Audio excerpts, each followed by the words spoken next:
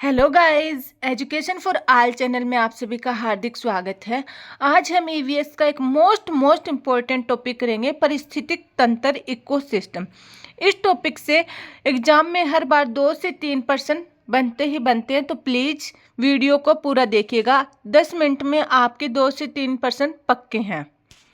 शुरू करते हैं आज की क्लास। पारिस्थितिक तंत्र इकोसिस्टम क्या है? सजीव और निर्जीव घटक मिलकर एक तंत्र बनाते हैं जिसे पारिस्थितिकी तंत्र कहते हैं।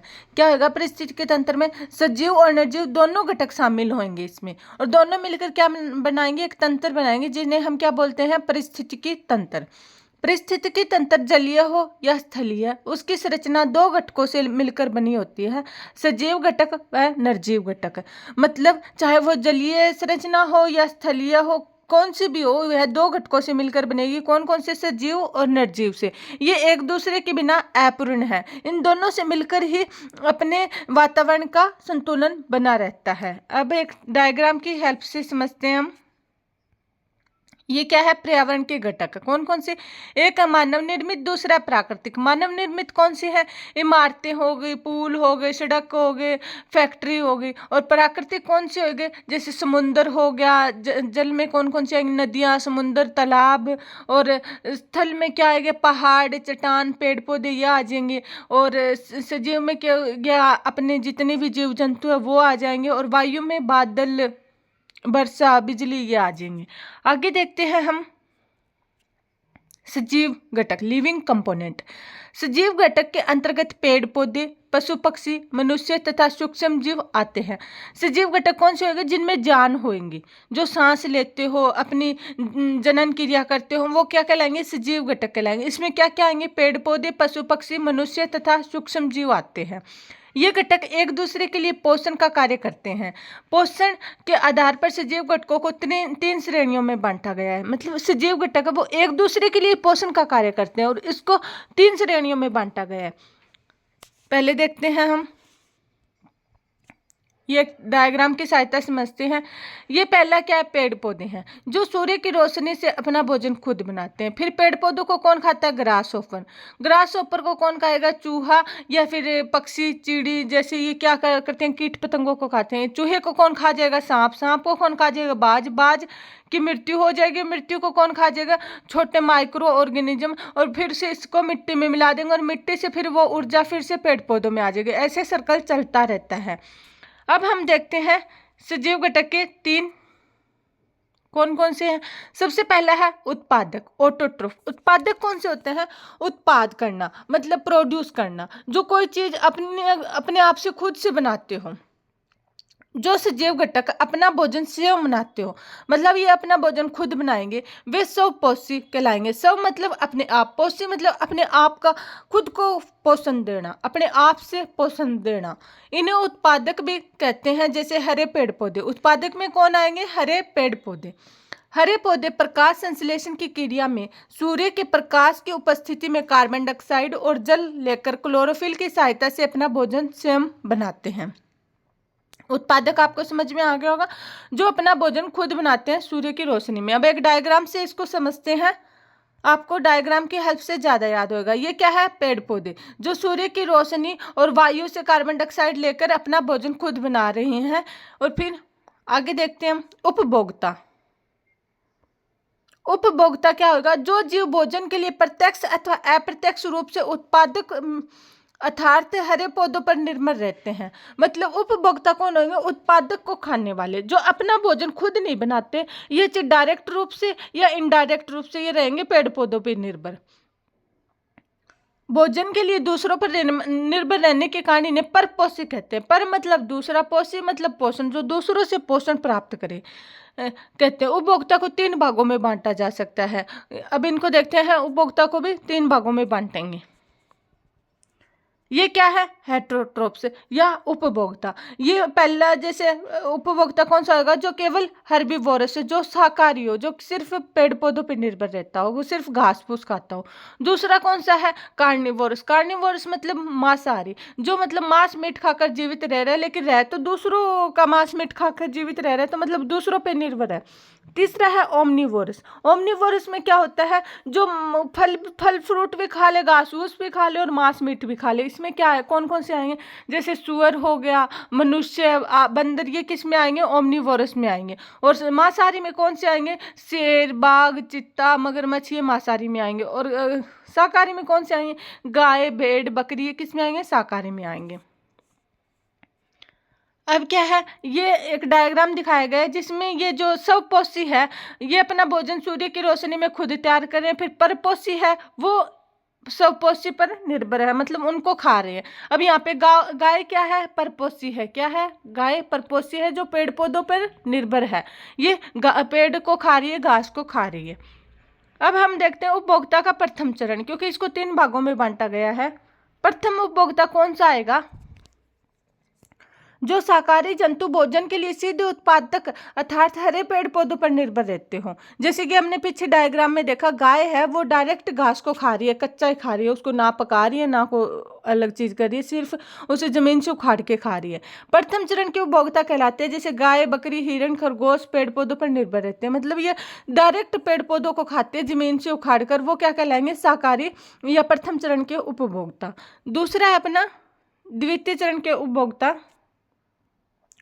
और बच्चों एक बात बोलना चाहूँगी, अगर मेरा वीडियो आपको पसंद आ रहा है, पीडीएफ मेरी पसंद आ रही है, तो प्लीज़ चैनल को ज़्यादा से ज़्यादा सब्सक्राइब करिए और मेरा 1000 सब्सक्राइबर का टारगेट जल्दी से जल्दी पूरा करवाए। वीडियो को, चैनल को ज़्यादा से ज़्यादा अपने फैमिली मेम्बर, दोस्तों में शेयर जरूर करिए। प्लीज़ अपना सपोर्ट बनाए, बिना सपोर्ट के, आपके सपोर्ट के बिना ये चैनल चल ही नहीं सकता।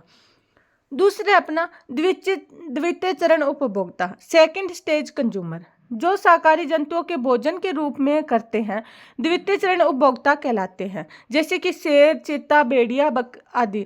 बकरी, हिरण, खरगोश का शिकार करते हैं। मेंढक द्वितीय श्रेणी का उपभोक्ता है क्योंकि कीड़ों मकोड़ों को खाता है।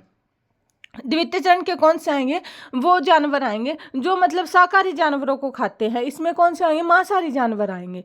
मेंढक किसको खाएगा, कीड़े मकोड़े को खाएगा। वहीं पे शेर, चीता किसको खाएंगे, भेड़ बकरी को खाएंगे। अब हम देखते हैं ये फूड चेन है। पहले हम तृतीय को देख लेते हैं, फिर इसके बाद में देखेंगे तृतीय चरण उपभोक्ता। इसमें क्या होता है, इस प्रकार के द्वितीय चरण के उपभोक्ता अर्थात शेर, चीता आदि को मृत अवस्था में भोजन के रूप में ग्रहण करने वाले जीव तृतीय चरण के उपभोक्ता या अपमार्जक कहलाते हैं। जैसे कि गिद्ध, बाज, चील, सांप, कौवा मृत जानवरों का मांस खाते हैं। इसमें क्या आएगा, या फिर हमें इसमें यह भी मान सकते हैं तृतीय चरण में ओमनिवोर्स को भी मान सकते हैं, जो मांसाहारी और शाकाहारी दोनों हो वो भी तृतीय चरण के अंदर ही आएंगे। और ये फिर क्या करते हैं, ये जो मृत भोजन खाते हैं, इसमें कौन कौन से आएंगे, गिद्ध, बाज, चील, जो छोड़ा हुआ होता है शेर चीतों का, उनको भोजन को खाएंगे। फिर आता है अपना अपघटक। अपघटक डिकम्पोजर क्या होते हैं, प्रकृति में कुछ ऐसे जीव होते हैं जो मृत जीवधारियों, डेड ऑर्गेनिज्म एवं सड़ी गली वस्तुओं को खाकर इनसे पोषण प्राप्त करते हैं। जैसे बैक्टीरिया, कवक आदि। मृत शरीर से पोषण लेने कारण इन्हें मृतपोषी भी कहा जाता है। ये मतलब मृत चीजें जो मिट्टी में मिलने के कगार पर होती है, उनको छोटे छोटे मतलब टुकड़ों में तोड़ के मिट्टी में मिला देते हैं। माइक्रो ऑर्गेनिज्म होते हैं, ये अपने नंगी आंखों से नहीं देख सकते। जैसे बैक्टीरिया, कवक, ये हो गए। कोई जानवर मर जाता है, वो थोड़े दिनों बाद अपने आप गलने लग जाता है, तो उनमें क्या होता है, वो बैक्टीरिया का, कवक का वो आक्रमण हो जाता है और उसको वो गाड़ने लग जाते हैं और मिट्टी में मिला देते हैं। कुछ टाइम बाद, महीने 2 महीने बाद, जैसे आपने देखा मरा हुआ कुत्ता होता है, उस पर बहुत सारी मक्खी बिनबिनारी होगी, मच्छर होंगे और धीरे धीरे वो अपने आप खत्म होता जाएगा। वो क्या है, अपघटक में आता है। अब हम वो डायग्राम देखते हैं और समझते हैं फूड चेन को। अब क्या है, ये है प्राथमिक, ये क्या है, उत्पादकता, जो इसमें पेड़ पौधे आते हैं। ये स्वपोषी होते हैं, अपना भोजन सूर्य की रोशनी से खुद बनाते हैं। फिर इनको कौन खाएगा, ग्रास ऑपर। ग्रास ऑपर को कौन खा लेगा, चिड़िया। ये कौन सा ग्रास ऑपर क्या है, प्राथमिक कंज्यूमर है। इसमें गाय भी आ जाएगी जो डायरेक्ट पेड़ पौधों को खाता हो। फिर इनको जब प्राइमरी उपभोक्ता को दूसरा कोई खाएगा, उसे हम क्या बोलेंगे, सेकेंडरी उपभोक्ता। इसमें हम क्या लेंगे, शेर, चीता, चिड़िया, ये ले लेंगे क्योंकि ये प्राइमरी को खाते हैं। और फिर प्राइमरी को जो खाएगा वो टर्सरी में आ जाएगा। चिड़िया को सांप खा जाएगा और सांप को कौन खा जाएगा, उल्लू खा जाएगा। उल्लू की फिर मृत्यु हो जाएगी। मृत्यु होने के बाद में इनमें क्या हो जाएगा, जैसे कि कवक हो गया, जीवाणु हो गए, वो इनको धीरे धीरे गलाना सड़ाना स्टार्ट कर देंगे और फिर ये मिट्टी में मिल जाएगा। फिर मिट्टी से ऊर्जा इनकी फिर से पेड़ पौधों में आ जाएगी। ऐसे ये सर्कल पृथ्वी पर बहुत सालों से चलता आ रहा है। आगे हम देखते हैं निर्जीव घटक। निर्जीव घटक नॉन लिविंग कंपोनेंट। पर्यावरण के निर्जीव घटक के अंतर्गत स्थलमंडल, जलमंडल तथा वायुमंडल आते हैं। कौन कौन से आएंगे? स्थलमंडल जमीन आ गई अपनी, जलमंडल पानी समुद्र तालाब नदियां ये आ गया, और वायुमंडल अपना हवा वाला आ गया। इसमें कौन कौन सी गैसें होती है? जैसे ऑक्सीजन, कार्बन डाइऑक्साइड, नाइट्रोजन, ये वाली गैसें आ गई। इसके अंतर्गत चट्टानें, मिट्टी, पानी और जलवायु आदि आते हैं। निर्जीव घटक के कारण ही सजीवों का विकास बेहतर ढंग से संभव है। मतलब अगर निर्जीव घटक नहीं होएगा तो सजीव अपना जीवन यापन नहीं कर सकते, या फिर हम ऐसे बोल सकते हैं कि वातावरण में संतुलन नहीं बनेगा। निर्जीव घटक के कारण ही वातावरण में संतुलन बना रहता है। हमारे जीवन यापन के लिए नदियाँ, पहाड़, ये सब कुछ होना जरूरी है। ये प्रकृति का नियम है एक। किसी निर्जीव घटक के अधिक या कम होने पर पारिस्थितिकी तंत्र असंतुलित हो जाता है। मतलब अगर निर्जीव घटक कम हो जाए या फिर अधिक हो जाए तो उससे क्या होगा? अपना वातावरण का सिस्टम बिगड़ जाएगा। अब जैसे कहीं पर पहाड़ होते हैं, ऊंचे ऊंचे हिमालय पहाड़ की वजह से ऊपरी इलाके में बारिश ज़्यादा होगी, क्योंकि वो पहाड़ को बादलों को रोक लेता है और बारिश की मात्रा ज़्यादा होती है। वहीं पर राजस्थान रेगिस्तान की तरफ जो अरावली है वो मानसून के सीध में नहीं आता और वहाँ पे बारिश कम होती है, क्योंकि वहाँ पे वो सीधी दिशा में है। तो इसकी यह है कि पहाड़ भी वर्षा के लिए जरूरी है। वहीं पे पेड़ पौधे ज़्यादा होंगे तो वर्षा होगी, अगर पेड़ पौधे काट देते हैं तापमान बढ़ता जाता है, वर्षा नहीं होती। तो इस प्रकार से ये एक सिस्टम बना रहता है, इससे पूरा संतुलित रहता है। अब हम डायग्राम देखते हैं, निर्जीव घटक का डायग्राम देखते हैं। इसमें कौन कौन से आएंगे? पानी आ गया, एटमॉस्फेयर बादल आ गए, तापमान आ गया, इसमें मिट्टी आ गई, अपना सूर्य आ गया, हवा आ गई। ये क्या है? निर्जीव घटक है। इसके साथ ही आज की अपनी क्लास यहीं पर समाप्त होती है। अगर आपने यहाँ तक वीडियो को देखा है तो उसके लिए आपका बहुत सारा बड़ा धन्यवाद। और जानने से पहले please education for all channel को सब्सक्राइब जरूर करते जाइएगा, क्योंकि अभी तक मेरे 1000 सब्सक्राइबर कंप्लीट नहीं हुए। तो उसको कंप्लीट कराने में बहुत ज़्यादा हेल्प कीजिए। आप अपने दोस्तों में, फैमिली में शेयर कीजिएगा। जितना जल्दी हो सके प्लीज़ मेरा टारगेट पूरा करवाइएगा, और वीडियो को लाइक कीजिए और शेयर कीजिए। धन्यवाद।